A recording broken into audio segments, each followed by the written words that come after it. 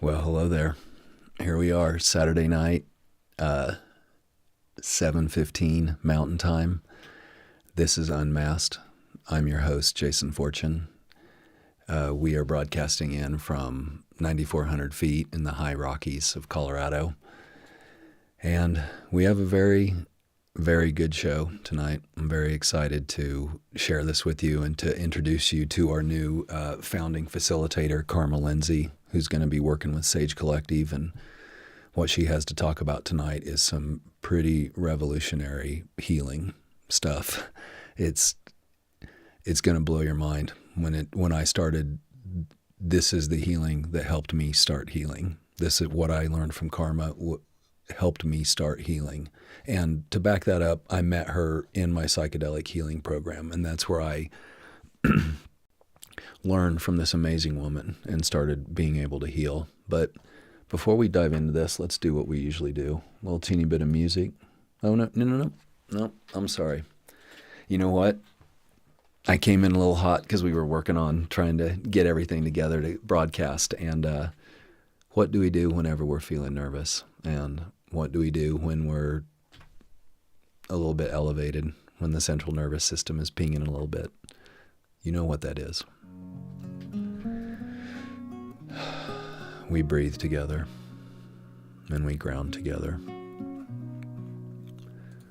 So, with your feet on the ground, feel whatever is holding you. And let's take a slow inhale through the nose. Fill your lungs all the way to the top. Hold just a little at the top. Now exhale slowly and just let go. Be here with me while I'm here with you. And let's take another slow breath through the nose, all the way to the top. Go ahead and hold with me at the top. Now let go and shake it out.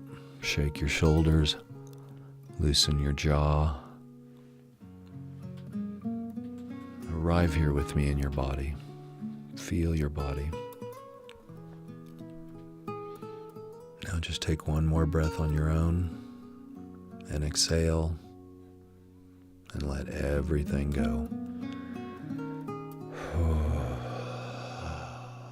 I'll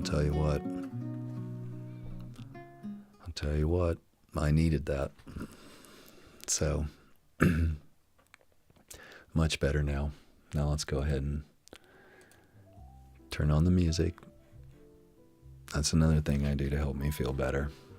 Music helps ground my nervous system. So, to finish what I was saying earlier, I met Kharma in the psychedelic healing program that I was in, and I had been taking other sessions, groups, circles there, and I hadn't I had been held in spaces. I had been, uh, I had seen other people with complex PTSD, and it was helping and it was healing. It was incredible to sit in these spaces and actually have people like me going through the stuff that I was going through. But when I got into Karma's circle, she started talking about the science behind what was going on, the spirituality behind what was going on. And she was talking about my central nervous system and talking about the body. And she wasn't coming in from here. She wasn't giving me CBTs. She wasn't giving me exercises to try to help me feel better. It was completely different. And I started healing. I started talking to Carol Ann about this, and we were blown away by what was being able to happen within me and how I was able to understand myself for the first time. And part of the reason when Karma left the program, it was alarming and made me start thinking about what can I do? What can I build? How can I capture what we had inside there and allow me to still sit in these classes with her, not these sessions, these circles with her, but then also how to bring this to more people, how to bring what she's talking about to more people to hear, because I have been in therapy my whole life. Like I've said many times, I've been in therapy since I was a small child, and they always came through here talking to me about, they never worked with my body. They just told me I had to fight my impulses here. I had to learn how to not be so angry through my head, and it never worked. And I've seen that. I've seen that not just with me, but I've seen it with other people. And what I witnessed inside that group when I was with Karma, the group of people that formed and we became a family inside there, we started healing together. And it was magical. So anyway, without further ado, let's go ahead and bring Karma in and get this session kicked off here. Hold on, almost there. Hello, Karma. Hey Jason, how you doing? Very good. Let me check your levels real quick and make sure you're good. Um, yep, everything. Okay, so I've already introduced everybody to kind of how we met, so we don't have to go through that. We'll come back to us, but tell us a little bit about yourself, Karma. And I've learned so much about you. We could sit here and talk just for quite a while just about your background and everything, but try to catch people up on you a little bit. Yeah. Well, first thing I want to do is just say thank you for that beautiful drop in. I know that we're getting a little late start because we had mic issues, and man, I was there with you in this like, oh my goodness, we got to figure this out. And it is just so great to see your skills in action. Because I can remember a time where it was like me bringing us all through this, and to actually have you lead me in this ground technique is just so amazing and so Thank you, Karma. inspiring. So I just want to say thank you I for mean, that first and foremost before anything else. thank you. So I don't even know where to start when it comes to talking about what I do and I mean, we can go down the path of letters after my name. We can go down the path of the different modalities that have inspired me. What do you think is going to be the best thing to I talk mean, about today? go ahead. This is the first time people are really going to get to know you, and it's not. This is definitely not the last time you're going to be on Unmasked. So, I mean, give them a little bit of a rundown. We have some time. Go ahead and run through the letters just so they understand that a little bit, and then also the other side of you as well. Let them see both sides of what, and it's not just both. There's several dimensions, but let them see this. Well, if we're talking about the Western world, I first went to school for anthropology. And with anthropology, I was always fascinated with all of the other ways that other cultures, not Western cultures, other cultures, shamanic cultures in specific, deal with illness, deal with mental illness, deal with this art of being human. And it was so very different than what we have experienced here in the Western world. I come from an indigenous tradition background, and so it really resonated with me when I'm seeing all these other places, South America, even right here, like Mexico, down into Peru and Ecuador, and it just, like, the practices made sense, and so as I come from this academic study space, the practices just spoke to me. And so, there was a deep steeping in these indigenous traditions, both here in the United States and down in South America, that have been kind of pervasive through my entire life. In my nearly 50 years of life, I've had the amazing fortune to study with so many, shamanic practitioners, medicine men, medicine women, and so that's always been present for me. And then when we talk about the Western educational aspect, my background is in anthropology and psychology, and so I come from the tradition more of the Jungian psychology approach. I'm a big fan of Alexander Lowen and Wilhelm Reich. And so when we talk about bottom up neuroregulation, it's something that has been theorized since, the late 1800s, early 1900s. And so to be able to bring this bioenergetic principle by Lowen, as well as, the shadow work by Jung, and then bring them together, quantum them together into something more of a interpersonal neurobiological approach, and that's really what informs my practice is, bioenergetics, interpersonal neurobiology, as well as, just this really grounded space of embodied spirituality as well.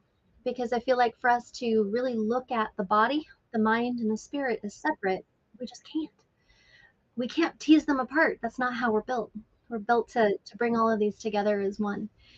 And so that's kind of, what the lens that I approach this work with. Yep, and that is what drew me to you when I mean, what you were able to help teach me when I first came in, and you remember me, and I was a little bit of a mess. My nervous system was out of control, and I didn't know it. I didn't even understand that my nervous system was out of control when you first met me. So you being able to teach me about this, and you teaching all of us about this. I wish I could pop in other people right now to just show them, to show the people that are watching what you did for those of us in the PTSD groups that were fighting our own systems and not knowing what we were doing, and that what you were able to do. So let's maybe as we move into this, give them now a little bit of a compare and contrast between the top down and bottom up. Yeah. Okay. Yeah, absolutely. So, top down is what we would look at as our typical therapeutic approach to things. We're going to talk about things, we're going to analyze things, we're going to bring those things into the awareness, and then somehow that's magically going to fix the things. And sometimes that works, sometimes it does. But what it doesn't do is it doesn't let us get to pre-verbal trauma. It's actually really lousy at getting to trauma that's lodged in the body in any way. It helps us to understand things that have come to completion in our brain. So we had a traumatic event, we were helpless to stop it. Maybe we were in a car accident, we had injuries, the injuries healed, we come back to a space of safety, and we don't feel triggered getting into a car again. That is called a closed trauma loop. And if we have residual left from that, we can talk therapy is great. We can talk through a lot of that. But when we have an unclosed trauma loop or unresolved trauma or continuing trauma, it's really impossible to get top down into the spaces that hold that trauma. We especially relevant for pre-verbal trauma or early childhood trauma, because we didn't have language to get to what's there. The language saved in our brains, almost like one of those unnamed files in our computer. We can't go in and retrieve it with language because we didn't have language when it got stuck there. So bottom up approach really starts with our nervous system. It starts with the safety in our body. Safety is the very beginning building block. It's the foundation for bottom up neuroregulation. And we regulate the body. We bring the nervous system back to a place of safety, back to DEFCON 0, we're safe. And then we move forward from there. And the reason that I'm convinced that this is really the best approach, in my opinion, is because when our nervous system is on high alert, the chemicals in our body simply make it nearly impossible for our cortex to actually rationalize, be reasonable, right? I mean, what Yeah. happens when we're triggered? Someone's like, be reasonable. And we're just like, "Ooh, man, I wish I could," right? Right. And it's because these chemicals in our body, the threat response, the stress response of actual limbic triggers, this is our fight, flight, freeze survival strategy. When these are coursing through our bloodstream, it's nearly impossible to get our rational mind to work. And we need the rational mind for top down. So when we are in a place where the nervous system itself is what's keeping us from being able to do that top down work, we've got to talk to the nervous system first. And that's the bottom up regulation. And let's use me as just a little bit of a guinea pig. And you know a lot about me anyway.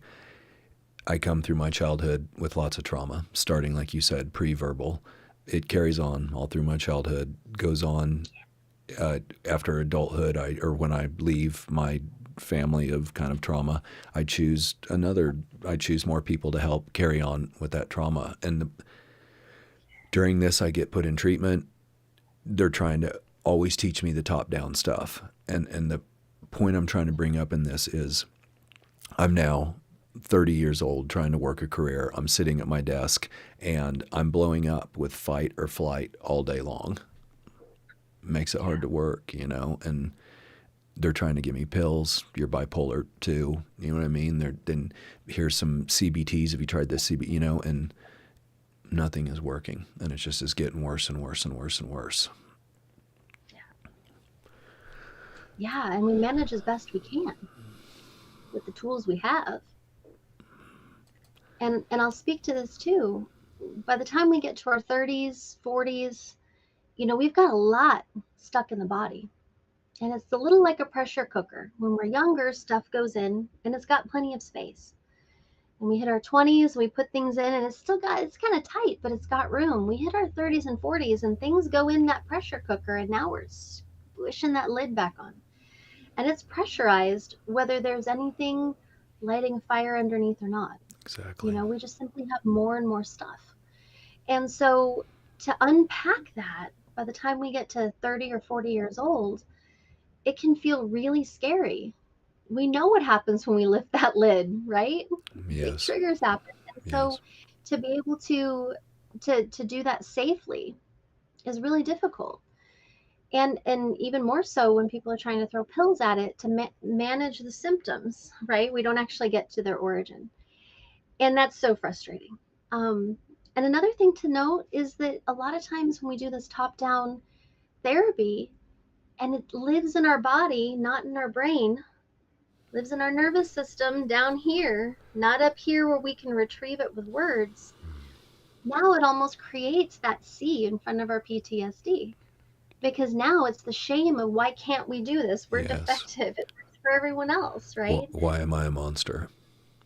Yeah, why isn't this working? These are some really, really common patterns I hear. And I've felt and I've lived myself. And so to be able to bring ourselves to a sense of safety in our body, that felt sense, that lived sense of safety, it's like taking that pressure cooker and dropping the heat down to zero. And now the contents aren't as pressurized. We can lift that lid. We can go through them one by one with that linear mind that is online now because those chemicals have calmed down. And now we have a shot at using not just bottom-up regulation, but top-down. We just got to take the fire out from under it. What I didn't realize, and what I would kind of like the people that are watching now or on replay to try to understand, is I did not know that I was trapped in fight or flight. I did not know that it wasn't said to me this way. The therapist did not bring this up. We didn't talk about this kind of stuff. It was just, yeah, you have an anger problem, and here's what we need to kind of do to deal with it. And it did not help. Everything is getting worse as my 30s, like you said, as the 30s are moving forward. My pressure cooker, I am now cramming that lid down, like you said. And it's not much. It's little things, and I explode. And like we've talked about, I get on the launch pad and I take off with no problem. I'm sitting at my desk and somebody asks me, hey, when are you going to get that for me? and and it was very hard, Kharma, to know that, to feel crazy and to not know what was happening with me, and at the same time know that I'm a pretty decent person and that I have something to offer, but I'm so deep under the ocean and feel so damn crazy and couldn't find any help, and that's why we're here. That's why all this is happening. Uh, I'm trying to gather my thoughts again to enter back in. Speak to a little bit, if you would, the what is happening when we're working with the top down, in the way of how I was just describing there, how my nervous system is on fire, and what's all happening with that, and how you worked with us, how you kind of work with your patients, your clients, and when you're doing this, to get our nervous systems to start to come down. How do we, when you have someone like me that you step in and I'm on fire and it's obvious, what Yeah. happens then? Yeah. So let's run over a couple of really common themes physically that people will express Sure. that let us know that that nervous system has some flame to it, Okay. right? And one of those is going to be our heart rate. What's our heart rate typically? The average adult heart rate is somewhere down in the 60s without any kind of physical exertion or stress. And if our resting heart rate is somewhere up in the 80s, we know there's some kind of nervous system something going on. Next question, how are you sleeping? 99% of the time, the folks who are in a state of perpetual dysregulation are going to say, I wish. Or they're going to describe really fragmented sleep patterns or a pattern of insomnia that's been persistent. I'm going to ask about, what about physical pain? And most of the time, people are going to describe to me a pattern of physical pain that's just in the shoulders and the neck, down into the lower back, this holding of these internal stability muscles. Yes. We can see it in the gait when someone walks in the door. I can see it when someone's walking. How easy do their joints move? What is their back like? Alexander Lowen talked about it back in the 1950s, a very classic pattern of holding emotional armor. And so the look in the eyes is another one. Are the eyes glassy? Do they look a little like that wild animal face, that wild animal look, right? There's a glassiness and a wide eyes when our nervous system is really dysregulated. Yeah. Rapid speech pattern. There's a lot that we can look at. Shoulders are usually kind of up under the earlobes a little too high. It's tenseness and it's activating the vagus nerve. So these are some ways that, when people start to describe this, it's like, oh, okay, now I know what direction we need to head. Just to get us re-regulated. Because what happens is when we try to do top-down regulation or top-down therapy, when our nervous systems are on fire, it's the best way to describe it, right? When we're dysregulated. It's a little like trying to remodel your bathroom when the entire lower level of the house is on fire. Like, what is the point of that? You're picking the tile color on the second story bathroom and the whole bottom floor is on fire. And it's just not going to work. Just like if somebody's asking you to do that in a real life scenario, you're just going to be like, wait, where's the fire extinguisher? Get me out of here, and that's really how we are in our bodies. And fortunately and unfortunately, these meat suits that we walk around in have this amazing ability to fight and flee when we feel like we're under threat. Yep. And this is something where this body just hijacks that higher thinking brain. Because let's face it, you can't think your way out of a lion chasing you on the savannah, But it also has this ability to freeze. And that freeze effect, I'm going to just say this really slowly and carefully. I'm going to lean in. When our bodies go into freeze, it's because our nervous system is so on high alert, it's sparing us the pain of what we know is certain death. At least our brain does. And that doesn't have to, it can be an email. But when we're sitting there at high alert and that email comes through and boom, sparing us the pain of death. We see it in lizards when they flip over when the cat's playing with them. We see it in the possums, right? And that's what our nervous system has the ability to do too. And a lot of times, a lot of us walk around alternating between what we call a functional freeze, where we're going through the motions, our body is on autopilot, our linear thinking brain has been dialed down, our emotional reactivity is dialed up. We're just on that hair trigger of just into fight again. And we can walk around that like that for years. And people just think that's just who we've become, right? And I was in this for decades and did not know it. Was oscillating and I didn't understand freeze either, and that's kind of a powerful concept I don't think a lot of people get. I did understand the fight or flight. I got that and I felt that, but I didn't get how I was kind of freezing and disassociating. Yet still there. Yet there, talking, functioning, but I'm frozen and disassociated.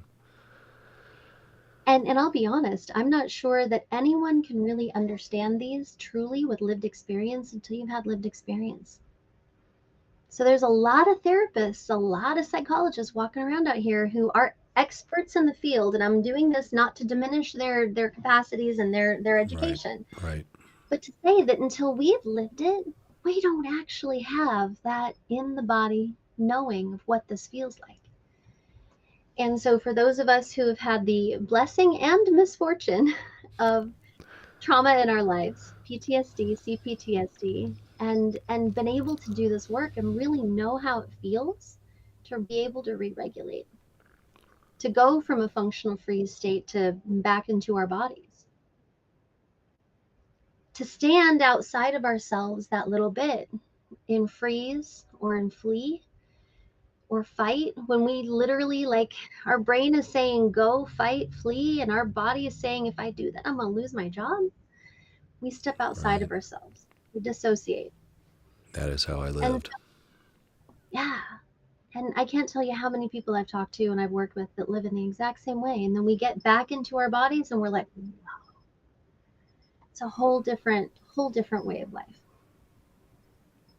I mean, I have only truthfully learned how to, not learned, but accepted and start living in my body in the last, even 6, 7, 8 months. I mean, that last, like you were saying, as I listened to you, that last bout of insomnia I had over the summertime, it was deathly. And now that kind of came out and I moved into this healing phase, I can feel it now when the fight or flight comes on and I launch. I can feel it when I hit the other side and I move into the hypo arousal and that freeze and everything. And then what you said right there was so powerful. I'm sitting at work. Somebody's asked something that's not even a big deal, but I explode inside myself. And I also know that if I say what I really want to say, I'm losing my job again. Yeah. And so I check out. Right. And this is all normal. I just wanted to really just, like, if nothing else that anyone takes from this podcast today is to know this is normal. This is human biology. This is a normal human experience in living in a way and in a time and a place and with an upbringing that was anything but. Because you have to remember, we didn't live like this 200, 300 years ago. Right. We lived in a very different way. We evolved as humans in a very different way. And so our modern day lifestyle isn't exactly conducive to us closing trauma loops and having support to do so. This modern lifestyle and its fast pace isn't exactly conducive to us being able to re-regulate and start from a place of safety every single morning. Nor do our family members ever say to us, hey, we didn't raise you right. You kind of, what you think is normal is not normal, and how you're trying to function is probably hard on you. What you have going on the inside. We come out of our family settings saying stuff like, oh, it wasn't that bad. All those kind of things. And then we move on into adulthood carrying this stuff with us. And I challenge that concept that people like me, that people look at me or they hear me tell my story and they say, oh man, he had it so bad. It was so much easier for me, and they do. I guess what I'm trying to say is people don't realize that they're carrying around either little t or big T trauma inside them, and their body is coping and dealing. And people are saying, like they said with me, why is he such an asshole? What's his problem? What's her problem? And they don't realize their nervous system is on fire. Things are happening inside their body, and they're trying to control it with their mind, and it doesn't work. Do you know how many places fired me, and I got walked out of the building because the lid came off the pressure cooker. Right. Yeah. And then that just adds to it, right? We kick our own butts sometimes. The shame. Exactly. And then that becomes a defense perimeter. So now our triggers have triggers. Man. Yeah. So then next, we've been talking about this. What is next for when people start realizing this and they start taking these tentative steps into, oh man, I didn't know this was happening. As I saw in the groups, I have a friend right now who's going through it, and he doesn't understand why the rage is coming out of him the way it's coming out of him. So, like, what's next? First thing is learning how to re-regulate. Because for a lot of us, when we find ourselves in fight, flight, freeze, fawn isn't nearly as scary because it's more societally correct, right? Like fawning, oh, look, there's such a good caretaker, right? Like, so society says fawning, well, that's perfectly socially acceptable. Right. But fight, flight, and freeze, not so much. We've been taught to shame ourselves. We've been taught to shame ourselves about even having this trigger. And so the first thing that we do is we learn how to re-regulate ourselves. We learn what actually sets us off. And if there are reliably, triggering things in our environment, let's first take a look at that and let's try to limit our connection to those as much as humanly possible. If we have a toxic family member that's we know every time we talk to them, we're going to freeze, or we're going to need to find ourselves fleeing and, maybe losing 30 minutes of our life driving away because we started to dissociate. Maybe it's time to take a little bit of a break from these people. Maybe it's time to push those people not out of our lives entirely, but maybe into our outer sphere of influence, right? Maybe we see them once in a while and in a safe way.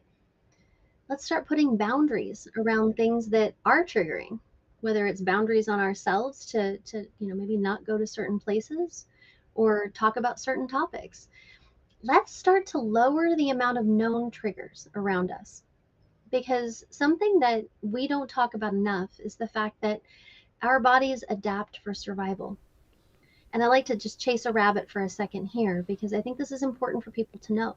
Yep. Because the more we're triggered, the more neuroreceptors every single cell in our body is going to make for stress hormone in the next generation of cells. That makes us easier to be triggered. Man. So we have a big trigger. We come back to safety. We're easier triggered for another few days, but that's okay because we don't get triggered again. So those cells go back to making their normal amount of neuroreceptors for those stress hormones. But if we're triggered day after day after day, every single generation of cells moving forward is making more and more neuroreceptors for stress hormone. That's giving us a hair trigger, just chemically. I mean, keep going. Sorry. Okay. No, go. Oh, what I was going to say there is part of that is to reduce the number of triggers that we know we face as much as we can so that we're less likely to be triggered. And I don't mean doing that forever and ever, but I mean for at least 30 to 45 days. Give ourselves some breathing room. Communicate to those family members, I'm taking a little bit of a break. Don't worry about me. I am perfectly fine. I'm just not going to answer your calls for the next month or, 6 weeks.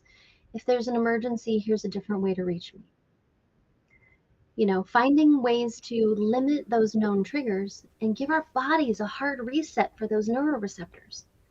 Because now when we face those same triggers, and we have less neuroreceptors for stress hormone, we're going to be less likely to be triggered anyway. That's just biological and chemical within our bodies. That's every human on the planet. What? So, Nope, keep going. I don't mean to interrupt you. This is so good. This is so good. I just have 1,000 ideas. Please keep going. so step number one, reduce your trigger load. Start to cultivate a space and a place around you of peace and quiet. Step number two, start to create your own little rituals. We all know about bedtime rituals for kids, how it helps them go down to sleep better. We know how bath time rituals for children help them to know what comes next. And this is just basic environmental psychology, which says the safer we feel, the better we're going to sleep.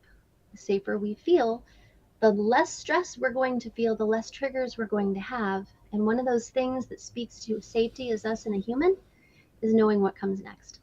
Yes. So create your own bedtime ritual. Create your own morning ritual. Getting up, maybe doing a quick meditation while you still got those alpha waves going in your brain. Say a blessing over your coffee to, set an intention to have a good day. At the end of the day, look for the things that you're most thankful for or that you're most looking forward to, because now we're training the brain for this. So we take small steps and build it into our day to start to cultivate where we want to head.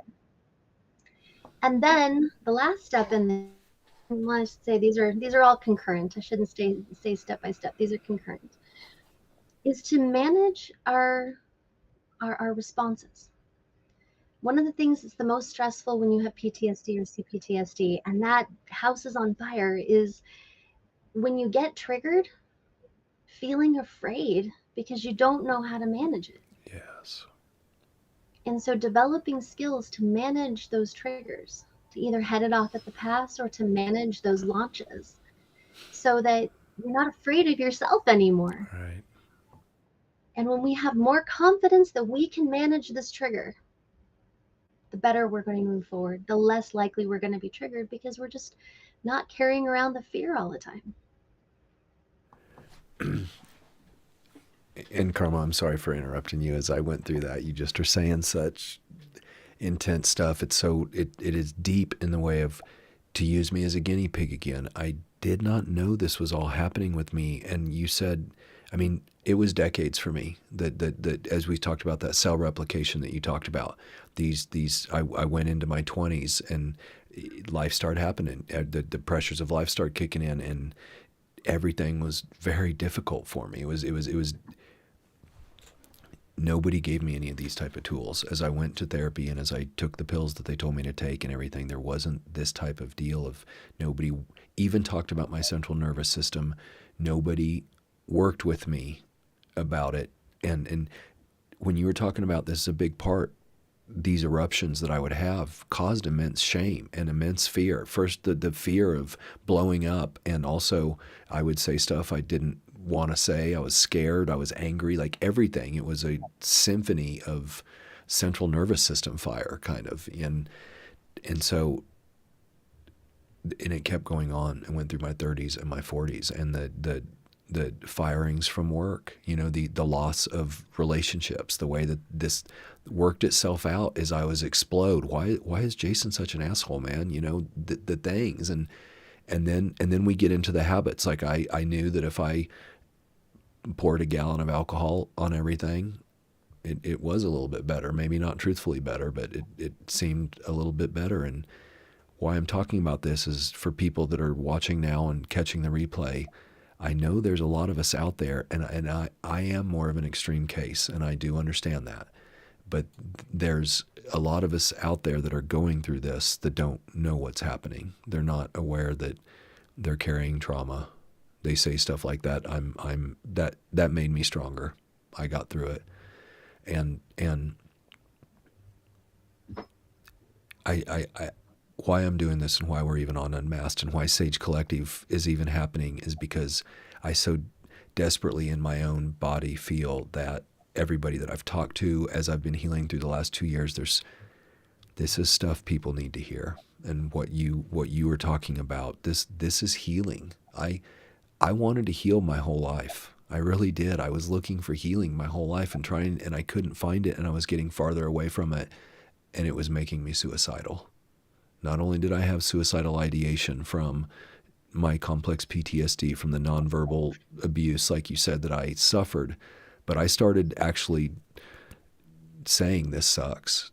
This is not worth it. And I know that there's a lot of us out there like that. And so this conversation that we're having, that I want to have you back and keep talking about this so people understand this, this is very important, because you gave me access to understanding my body. And even though, you know what, and I say this over and over again, and I'm sorry for stealing the show and talking a whole bunch right now, but healing is not unicorns and rainbows. It's very hard. It was difficult for me moving through this stuff and letting go of, like you said, the relationships that I thought were good, but that was my messed up brain and the trauma.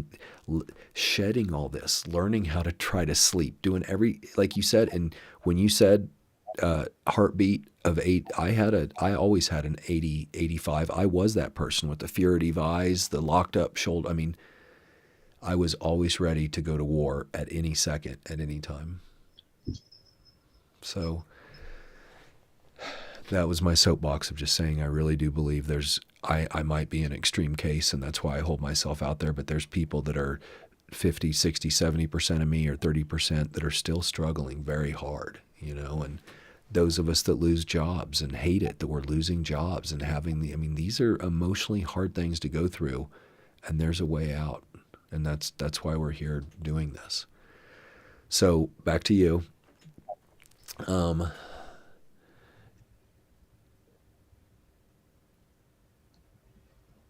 What?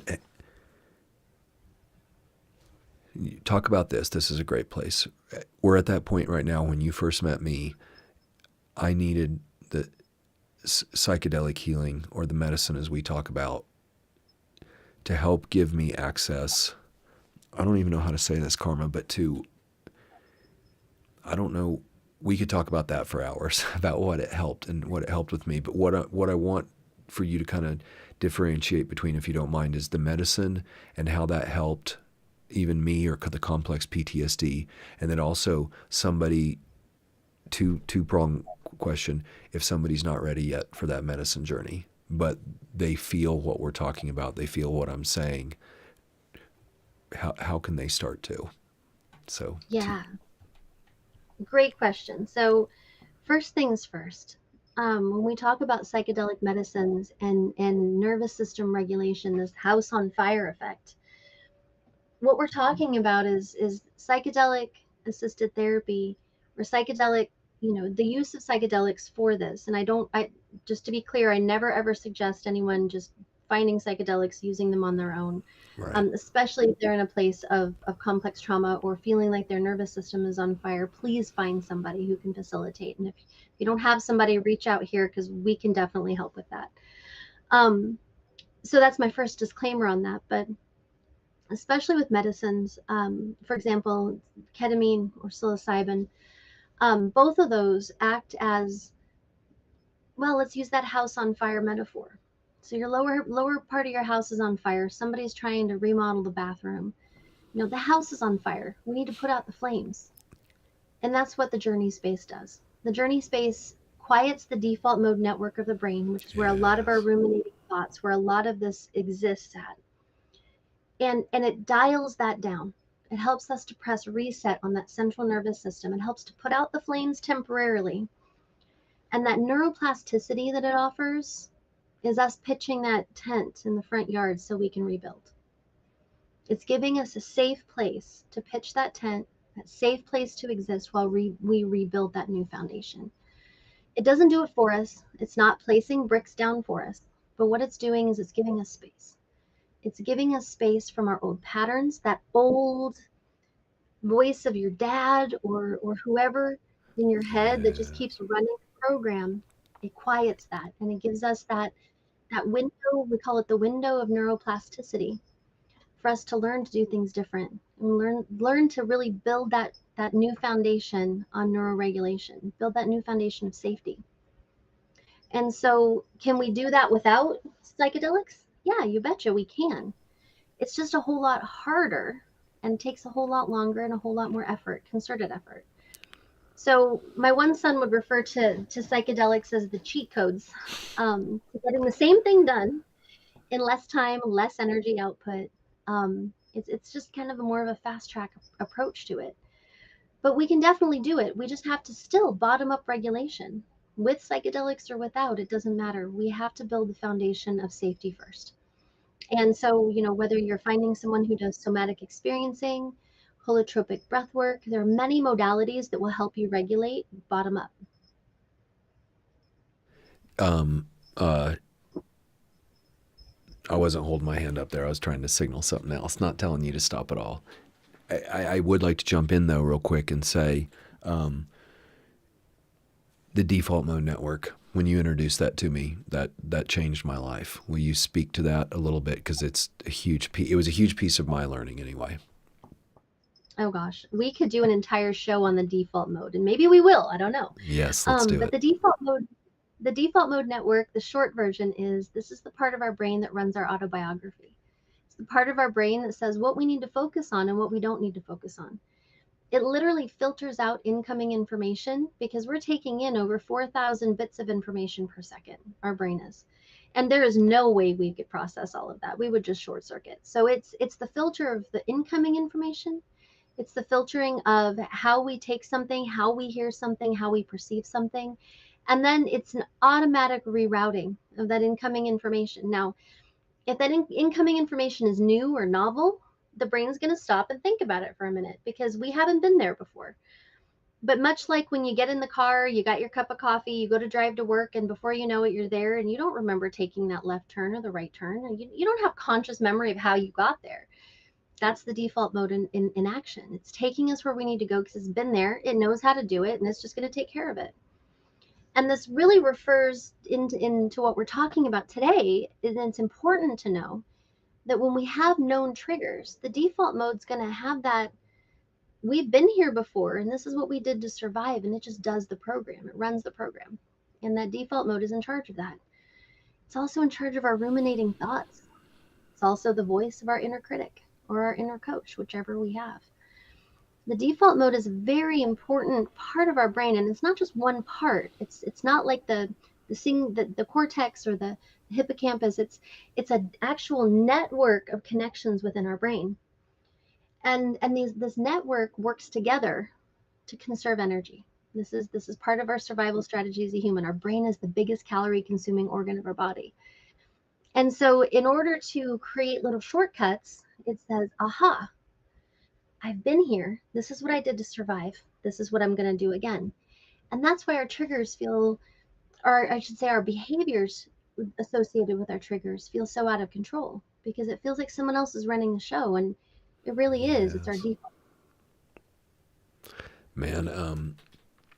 And what was amazing is when I started taking my journeys, like you said, the way to maybe help people to understand what I felt was, as Karma described, all these processes in your brain, or as the brain's thinking, and as it's kind of doing its own thing, kind of driving the brain. The psychedelic, the medicine, shut that off and gave me, a few days, week, then with the ketamine, and I know it's more with psilocybin. That that went away.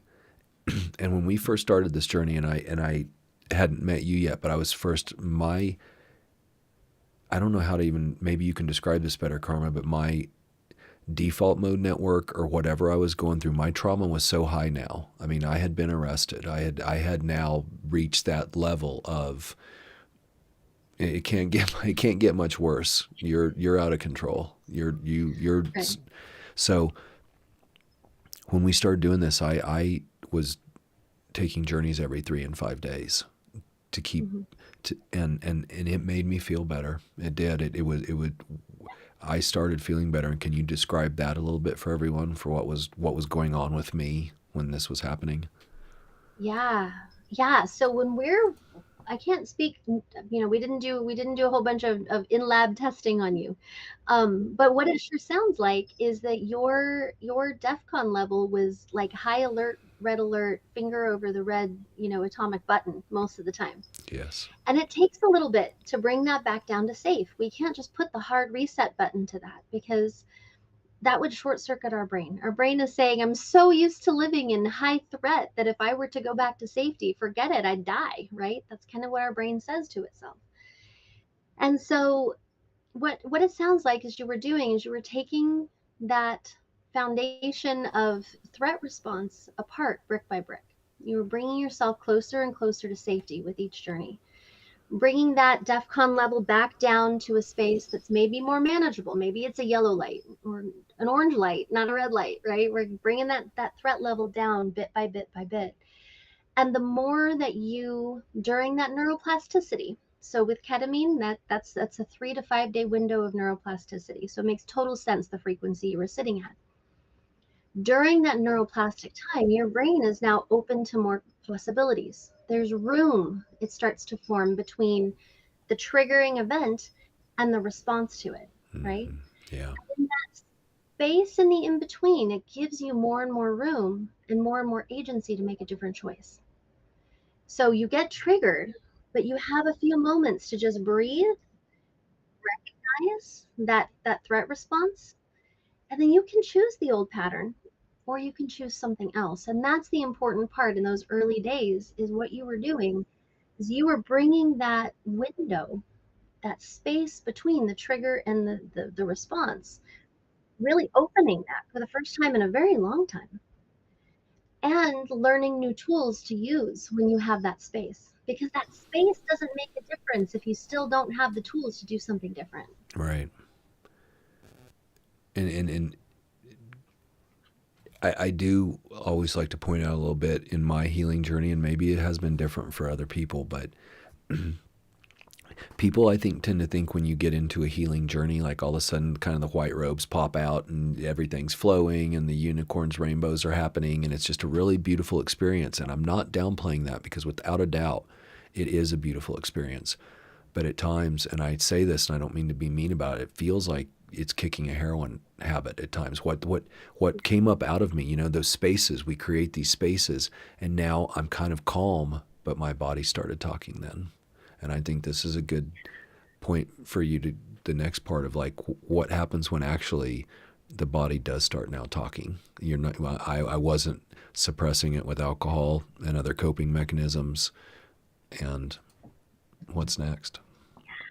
Well, and the other thing to note is that the default mode is in charge of what emotions we're able to feel and what emotions it's filtering out. Honestly, stick emotions into our body.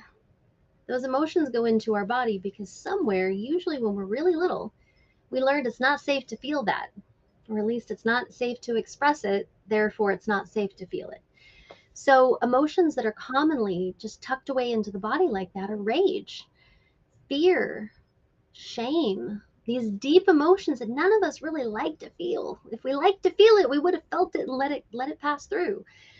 But these are emotions that when we're small and we start to have rage and we have a temper tantrum and our parents give us that strong message that not just the temper tantrum's not okay, but that feeling's not okay either.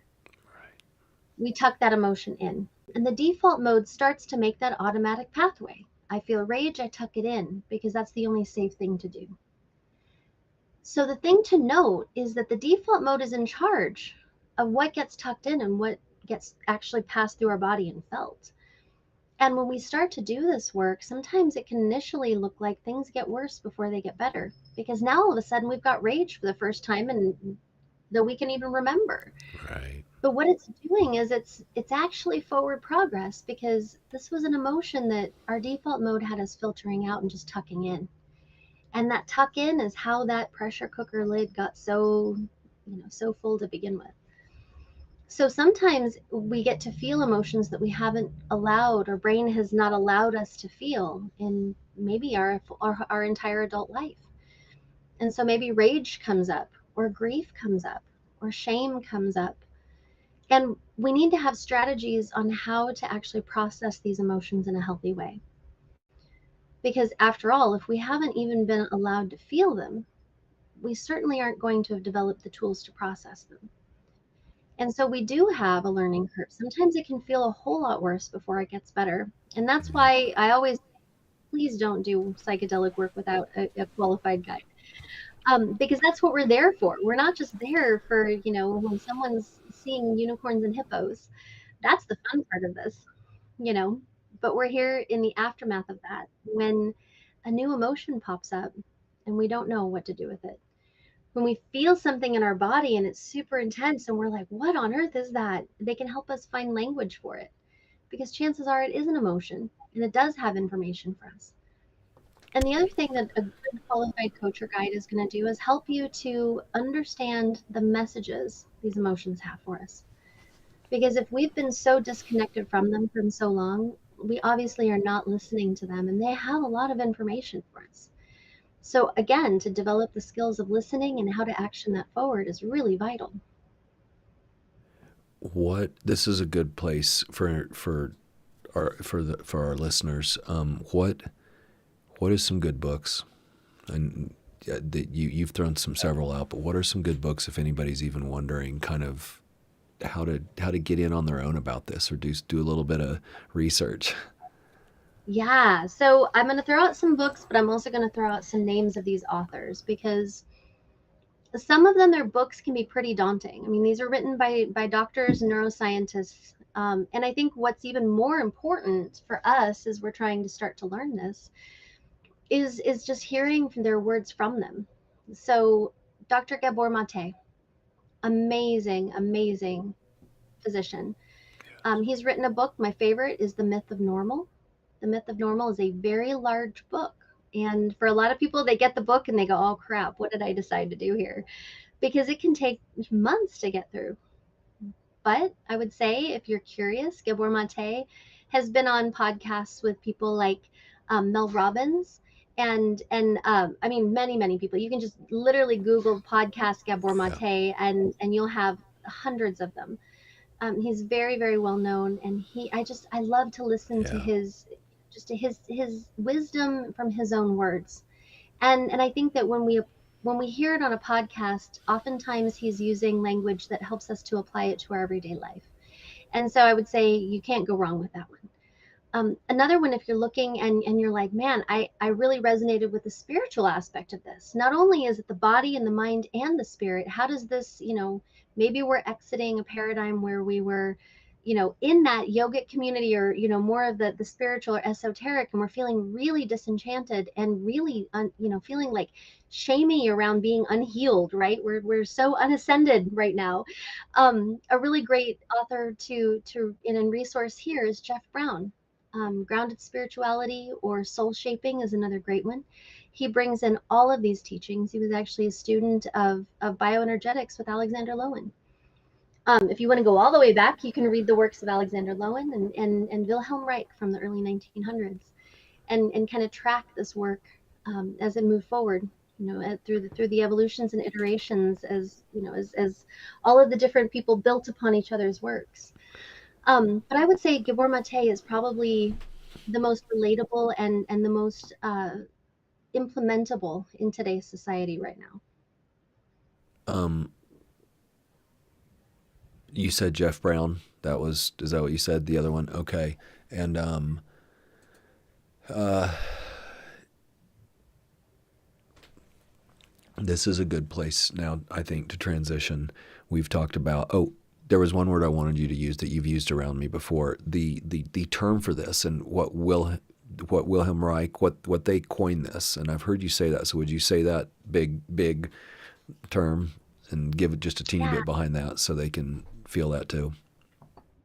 yeah. So bioenergetics is a practice that was actually coined by Alexander Lowen in the 1950s. And bioenergetics laid the foundation for, Bessel van der Kolk. He wrote the book Body Keeps the Score, where he talks about the mind-body connection. And so bioenergetics is a teaching that is still taught now. It's usually only taught to folks who are master's level and higher. It's for people who are going to be using it in their private practice, that type of thing. But you can definitely learn about it and implement a lot of the strategies and teachings. Bioenergetics actually combined with the group foundational philosophies that Sage Collective has led itself to interpersonal neurobiology. Yes. And this is something that is, a rapidly emerging field of psychology. But it's not just psychology; it's psychology and sociology pulled together. And so interpersonal neurobiology is also another teaching or modality. Somatic experiencing is a practice that you can do. Somatic yoga is another great one, holotropic breath work. And there's a lot of trauma release breath works out there. These are some of the ways that we can get into the body in a safe way. Make sure that, again, always double check your practitioner. Get on Yelp, check them out. Make sure you got some information about who they are. Don't just take them at face value, because when we have triggers, we want to be safely held. But it's just intriguing to me too how skills like compassionate inquiry. There are compassionate inquiry practices that are also really helpful to use on ourselves as well, like inquiry for ourselves to ourselves, and especially when it comes to, like, identifying our triggers and ways that we can mitigate them. So these are some practices that you can just, or terms that you can Google and start to educate oneself around that.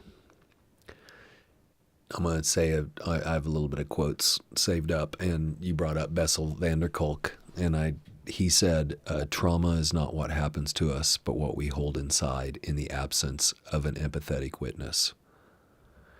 And I'm going to seg into something. We're going into community next with that one, but the next one I had was by Stephen Porges. I hope I'm probably savaging his name. Safety is the treatment to also come into our community. And then what you and me have been talking about this whole time, Peter Levine says trauma is not the event itself, but in the nervous system. So let's transition to community now, and the healing that happened in this, because we've brought through this. We've kind of used me as a guinea pig, talking about how I came up, how my nervous system was on fire, and what it did through my life as I was moving through this. And then when I finally kind of hit the wall, as it happens, and then I met you, and I met you in community. I met you you became my guide shortly after I met you, but then I met you in community in these classes, and that is where the magic started happening for me. And it's why Sage Collective is alive today, and why we're here, and why all of this. So talk about this healing in community, and how it's still, we're talking from the bottom up method still, and how all this goes together. Yeah. So many of our traumas have happened as as a result of being in community, as a result of someone else, right? Whether it's verbal abuse, whether it's physical abuse, whether it's, us feeling like an outcast or we didn't fit in. Whatever this big T or little t trauma is that is informing the nervous system, it happened in a relational fashion. Most of the time, we don't just sit around traumatizing ourselves if we're just left by ourselves. But for some of us, being left by ourselves is the trauma. So when we sit in community with others, this is how we heal relational trauma. I had a dear teacher of mine who said, well, of course, anyone can go on the mountaintops of Tibet and meditate and be a Zen master. Give them 5 kids and a kitchen and a deadline to get everyone to school by 7:30 in the morning, and they're just probably not going to do half as good as you're doing. And it was just like, oh, yeah, that really makes a lot of sense, right? And so when we're in community, we not only have the ability to, be traumatized, but we have the ability for that same, maybe not those same people, but the same community to also help us be medicine, to be the medicine for that trauma. If you think about it, what is it that gazelles do in Africa when a lion chases them? They don't get caught, they got chased. They run for their lives. They rejoin the herd. They shake it out. They stamp the ground. They blow through their nose. They move that trauma through their body. And then all of a sudden, that grass looks pretty darn yummy, and they rejoin the herd and start grazing away. They return back to safety. And for many of us, returning back to the herd, or our tribe, or our families, was the last place we wanted to be safe. And so to find safety in group, to find safety in tribe, also means that people can mirror for us. It means when we say something and someone really looks us in the eye and goes, oh my gosh, I can't imagine how that felt. Tell me more. right? We have someone to co-regulate with, someone to empathize, and they hear us. Our pain is seen, it's witnessed, it's felt, it's shared, and we can bring that trauma loop to a close and let that go. That's the magic of what happens in community. We also have the ability to do that for others, and in some ways find our purpose in that too. And Yeah. co-regulation is something we're wired to do. When we're born with mirror neurons. Our brains don't lose those mirror neurons. And so those same mirror neurons that when you're holding a 2-day-old infant and you smile at them and they smile back, that's the mirror neurons. It's wiring us for connection, and we stay wired for connection our whole lives. And we live in such a very independent, like ultra independent society. We're just expected to heal relational wounds without the relationship, and that's just not possible. I mean, I'm sitting in these groups with you, and I'm a little bit nervous. I'm new to this, and haven't found my vulnerability yet. But what was so incredible is people, for the first time ever, people are like me, and I'm hearing my story come out of their mouth, and it's blowing me away because I've been suffering alone this whole time and kind of wrapped around my family and friends, and nobody understood my trauma, and I didn't understand my trauma either. I was just a big jerk that blew up all the time and drank a lot. And so when I am with people and I'm hearing this, it was healing. It was healing to hear them talk about stuff that happened with me. You know, the community that we experienced together, it it changed my life. It absolutely changed my life. And I'm not sure about what that is, Karma, in the way of why that was so magical to sit with everybody and to have this happen. And like I've said to you many times, I believe that my journeys were the catalyst, but the healing always happened in our groups. And why is that? Yeah, it's because, well, one, we find out we're not alone. We're not alone.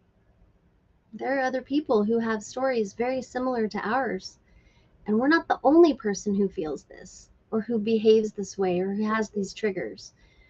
And we also, for the first time, maybe, are accepted, even though we have these triggers.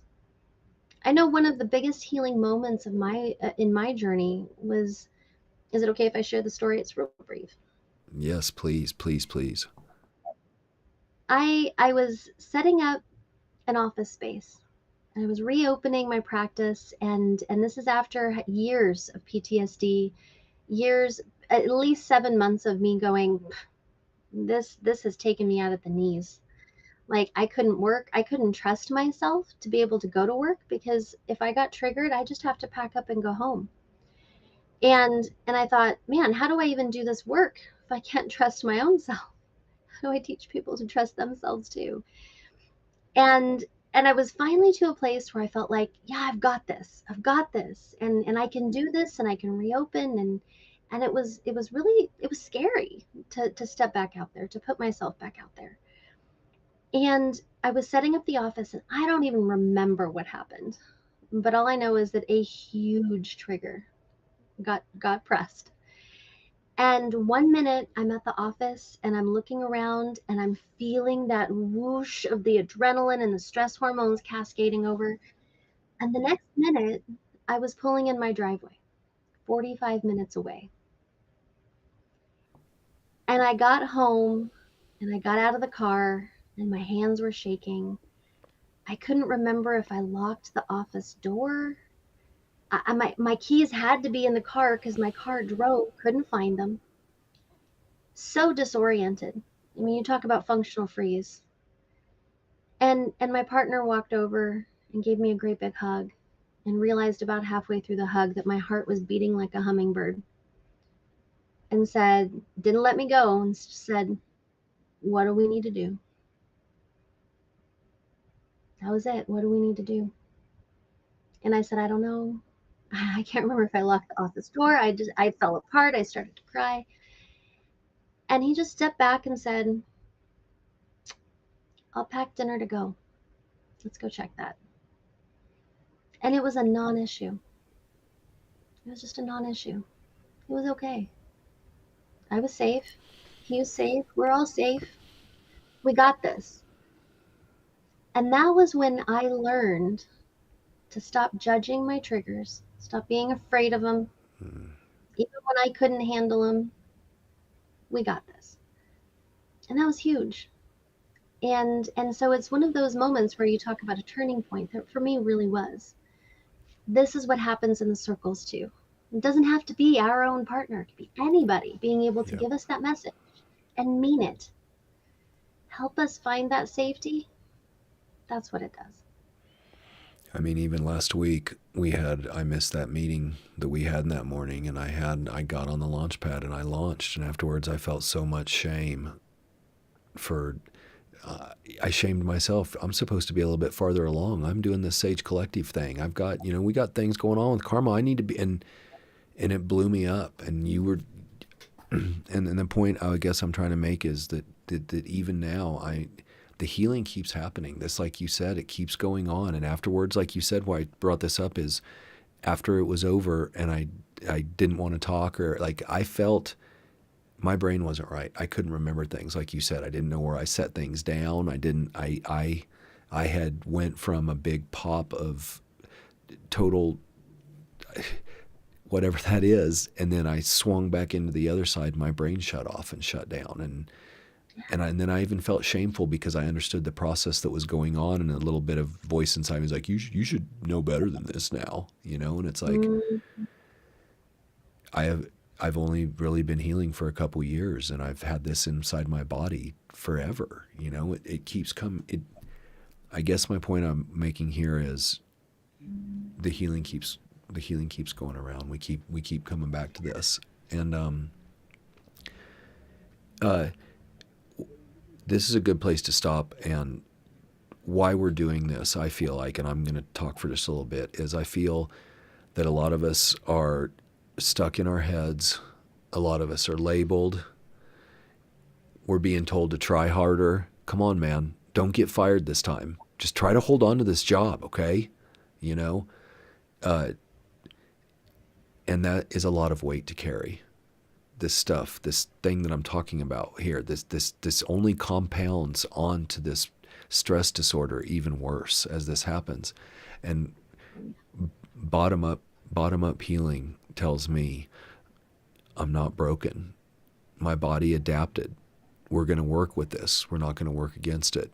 And what I learned when I started learning about somatic, shaking myself out and letting my body, it was hard on me. I was kind of I was too tight. I had a hard time dancing. Caroline asked me to dance. I can't dance, and so when people are like, you need to shake it out, that was hard to learn to somatically break out of the huge shell that I was in. And it is an interesting side note here, and maybe you could tell me, do you know on my journeys at times my body will start shaking, and is that I will vibrate the entire bed, and then it will release and move away, and I'll enter into a calmer part of my journey. And is that my body stored up? So yeah, that's your body letting it go. That's your body, somatically shaking it out. And you're right. I mean, it's interesting because Lowen would call it armor. We armor up. We hold armor in our bodies. It's in our musculature. It's in our fascia. It's actually in the fascia of the body. And so when we learn to let that go, we learn to get flexible. We learn to release some of that. It's very interesting. I was in a journey space myself, and my body wanted to move, and it wanted to do. If you've ever heard of goddess pose, where you basically just kind of squat down. It's like the toddler squat, and you bring your hands together here in the center at the midline. And my whole life, my Achilles tendons had always been so tight, I could never get down into goddess. I've been a yoga teacher my whole life, couldn't get my heels to the floor. In goddess and downward dog, and in that one journey, drop down into goddess, breathed in, let it go, stretch those heels, and they touched the floor. And this huge upswell of emotion came up. And it was this feeling like I needed to run away, but I had been holding it in my whole life. And so, yeah, our bodies will do that. but it's got this intelligence, this body of ours, and it knows how to let it go. It's just this brilliant adaptation for survival has kept it armored in there. So when we learn and we teach our adaptive survival techniques, that we don't need that as the only one, we start to shed that.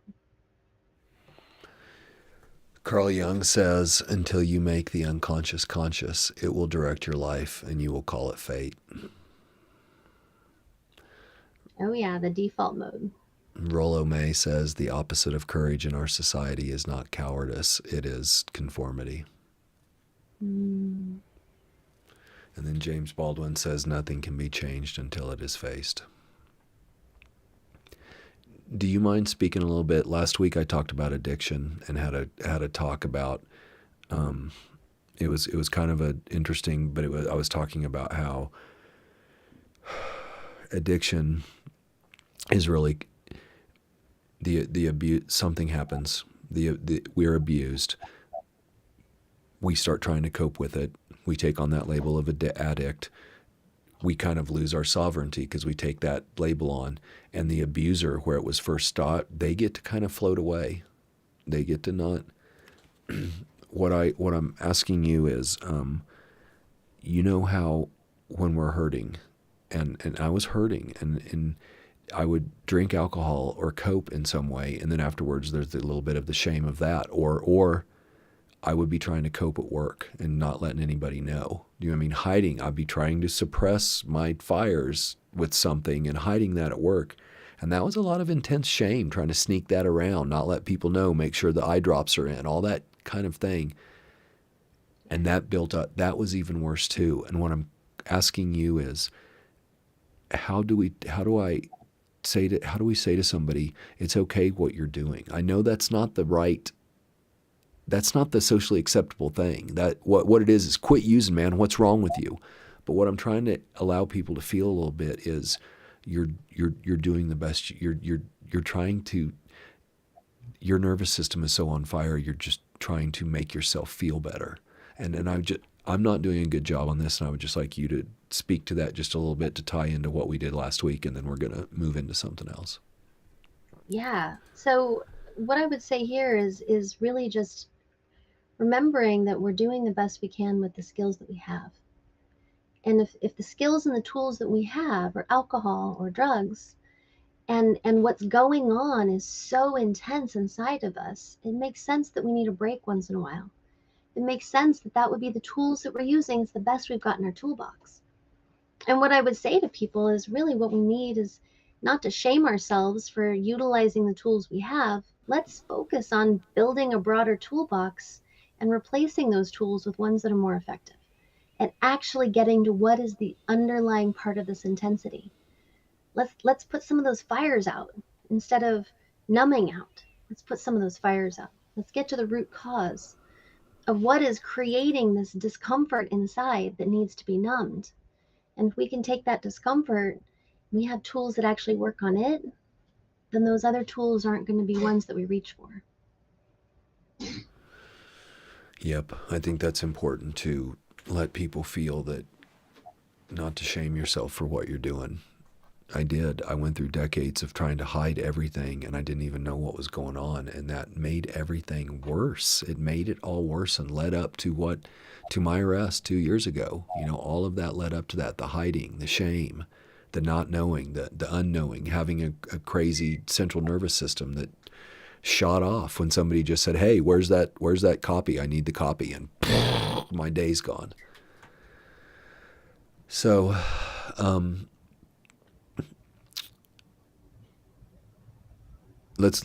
we've been going for hour and 19 minutes, or 1 hour and 19 minutes. Let's go ahead and seg into Sage now a little bit, and let's talk about what we have going on there and what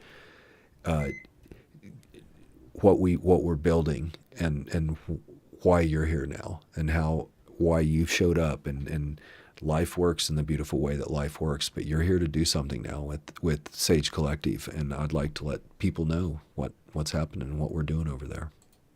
Yeah.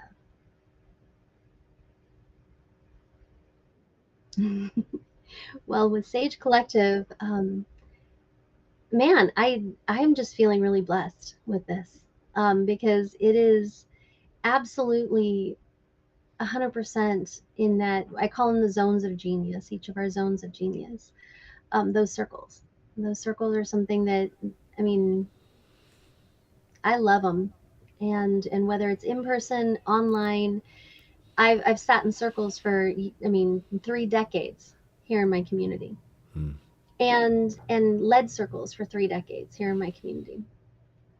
And so to be able to bring forward a way to connect people here in what, I'm going to refer to as this earth school we live in, right? Because none of us comes with a handbook. We don't know how to nobody hands us the how to human handbook, or even hands our parents a how to human handbook. So we're all here on this earth, learning as we go, and we're never done learning. So I think earth school is a pretty good way of summing up our existence here. um but really, for us to be able to be together in a way that we used to be, and by we, I mean the collective we, and used to be was, a few generations back. um but it's one of those things where you can't set out a ring of chairs and light a fire, and not have people come and sit down. Right. It's just in our bones. We just do that. And so I think for me here with Sage, this is the virtual way to do that. This is a way, as much as I would love to sit around a fire with every single person that's going to come through, our virtual doors, this is the next best thing. And this is a way for us to come together, to do this human experience together, to witness, to mirror, and to hold space, and to have a safe container when maybe for some of us we don't have any other place that really truly feels safe.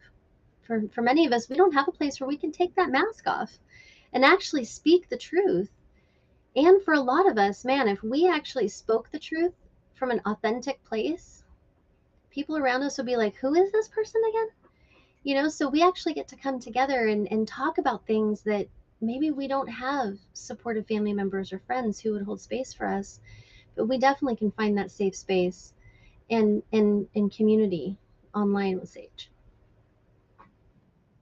Will you run everyone through kind of, I see your emails and what we're working on, and I see the groups you're already starting to form for yourself. What our men's groups are going to look like? Will you talk a little bit about that so people can see what's getting ready to happen? Because we're very close to opening these doors and making it happen now. Yeah, so I'm super stoked at the number of male facilitators we have coming on board that are just amazing. And so for the men's circles, we're looking at having some men's circles that are PTSD circles. We're going to have some circles for our veterans. We're going to have circles for people who have experienced church trauma, for folks who are, maybe they're just getting a little older and trying to come to terms with the fact that the body's age starts with a 6 or a 7 and the brain is still saying we're 20 or 30. Um, Many different circles for men. And I know that we're going to have even more than that. That's just what I can think of off the top of my head.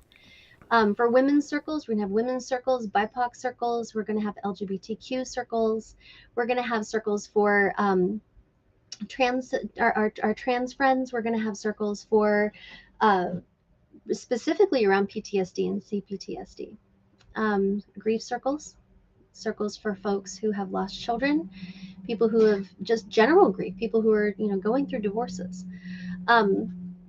Definitely have, I mean, just many different ways, and I would say just about anything you could think of. I would say within the next probably 6 months we'll have a circle for it. One of the ones that I'm not even sure if I put on that list for you is a circle for folks who are going through, really contentious divorces. Yes. This is something that we just don't talk about enough. That, when we talk to our friends and our families, we get all kinds of advice, we get all kinds of shoulds and would-yas, and what we don't get is a place to just talk freely without worrying about somebody judging us. I And have. and so those Nope. Go. spaces. You keep going. Oh no, I just mean to have those spaces and be able to just talk freely. I think that's going to be magic. Off the top of my head right now, I have two male friends going through divorces. They are contentious because divorce, and They don't have anybody. One of them, his family doesn't get divorced, so he doesn't even get any understanding out of him. He's getting more shame than anything else. And the other one, he's dealing with a lot of rage coming out of his body, like I said earlier, and doesn't really have a place for this. So, yes, our men's groups are going to be very strong.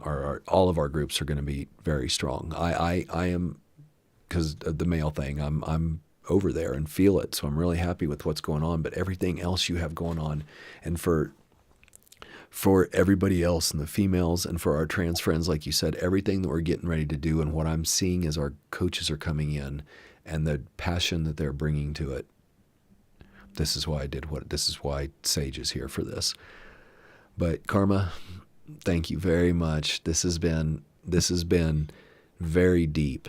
And I know that anybody's listening, I'm tired, and I've already had these conversations with you and listened to you. But even though tonight I learned a whole bunch more, and you definitely have to come back a whole bunch more. This is something we're going to have to kind of piece and keep going through, because when I first met you and I had my first session with you, and even our second session, third session, we stayed after class after the circles all the time to keep talking and learning about this, because it's so refreshing. After 40 years of being labeled and had pills thrown at me and had all the CBTs in the world thrown at me, to be here now, to actually feel, to not be on fire, to feel what's inside myself. And am I still healing? Did I just have a launch last week? Yes, I did. But having you join Sage Collective is a blessing, and all of us that are going to, and I'm going to be in these classes, all of us, or these circles, all of us Groves, all of us that are going to get to know you, Kharma, we're all going to be better for it. So thank you very much for coming on the show. You're quite welcome, Jason. Thank you. Is there anything that you wanted to add that I didn't ask you tonight, or something that you wanted to say, or do you feel like we did a good job covering for our first time? Oh, I think we did a great job covering for our first time. And I think, one thing I did want to say too, we will have some psychedelic integration circles. So while Sage is not medicine centric, we can't forget to offer those groves as well. I mean, I'm still in the healing program this way, so I will be there too. And this is very powerful. And for those of you that are listening, go to sagecollective.care. I will start posting the schedules shortly, and there will be more of a rollout happening. But let's let you go, Kharma, so you can go relax and enjoy your evening. And thank you for coming on. And we will see you on this show again very shortly. And for anybody that's going to join Sage Collective, you get to go see Kharma in the groups. So thank you, Have Kharma. a great night. Yes, you too. I'll talk to you soon. All Bye-bye. right. Bye. Okay, here we are. Let me go ahead and come to the end of the show. And you know what that always means when we're at the end, we turn on a little bit of music.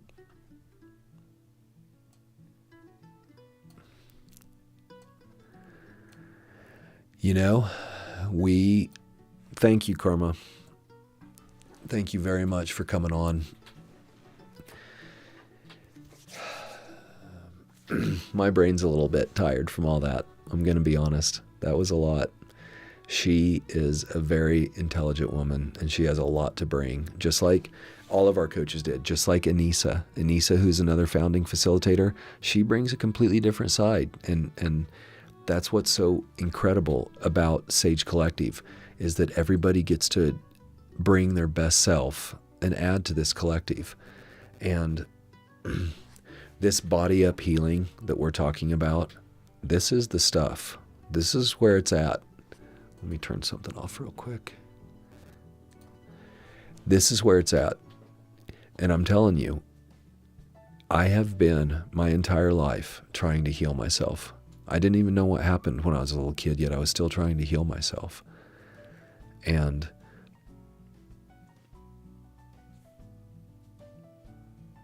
just listening to the music, it sounded a little bit weird for a sec, sorry. I'm back. You know what? I'm not feeling this music. Let's jump to the next one. You guys have put up with me for an hour. I'm a little bit tired. Let's even turn down the lights a little bit, if you don't mind. That's a lot to have in my face.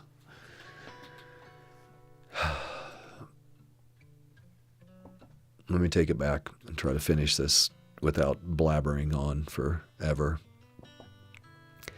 This body up healing technique, it is revolutionary. It is the next step in us evolving as humans.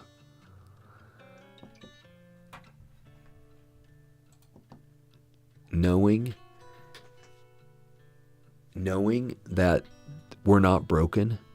No, for me to know that I wasn't broken when I thought I was broken for so long. And honestly, people told me I was broken. You are broken. You need these pills, man, to make you feel better. To be able to understand what was happening with me, and Kharma and Anissa and my guides all started giving me language to understand myself. I started quit going from up here and trying to work out all of this through here, and started learning to listen to my body. Started reading those books by Gabor. Started reading The Body Keeps the Score. This is very hard. We have suppressed our emotions and our feelings for so long that we're kind of wired and messed up here. And we cannot fix down here with the messed up wiring up here. Got to kind of take this out of the equation, like she said. And for me, that was the psychedelic healing journeys that I still take, dropping that default mode network that was all those old tapes that all of my family and all the abuse had put into me. And then being able to reparent myself, being able to learn to love myself. And that's a hard one. Learning to actually love myself. I'm real tired. I'm going to try to finish this up now. It is 8:45, Saturday, February 7th. This is Unmasked. I'm your host, Jason Fortune. Unmasked is sponsored by Sage Collective. And the reason it is because Unmasked is here to get the word out to everybody that there is some healing happening. There is some revolutionary healing happening. And we are gathering up the people to do it. We are gathering up the spaces. We are going to open these groves. We've been calling them circles, but they're called groves. And when you are able to buy a token and come in and sit down in one of these groves and witness for yourself what really happens there,